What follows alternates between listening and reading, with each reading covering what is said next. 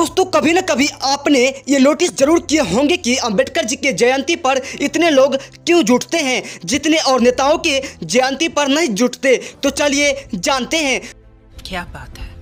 दोस्तों इस महान शख्स के जयंती पर इतने लोग इसीलिए जुटते हैं क्योंकि जब भारत के सभी वीर जवान देश के आज़ादी के लिए लड़ रहे थे तब उस समय बाबा साहब अम्बेडकर समाज में फैले जातिवाद, लिंग भेद, छुआछूत भेदभाव जैसे कुप्रथा बीमारी के खिलाफ लड़ाई लड़ रहे थे।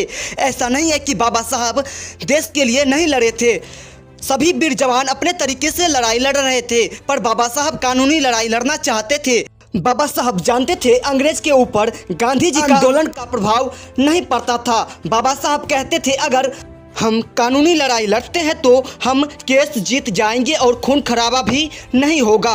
दूसरी तरफ बाबा साहब समाज में फैली जाति भेद को ख़त्म करने के लिए बहुत संघर्ष किए थे। बाबा साहब इसमें कामयाब भी हो गए। बाबा साहब दलितों को जातिवाद भेदभाव से मुक्ति दिलवाए, साथ ही भारत के हर स्त्री को स्वतंत्र रूप से जीने का अधिकार दिलवाए। अम्बेडकर साहब शोषित समाज को गुलामी से आज़ाद कराए। उन्होंने भारत के सभी नागरिक को बराबरी का अधिकार दिए जिन्हें कई सालों से दूर रखा गया था।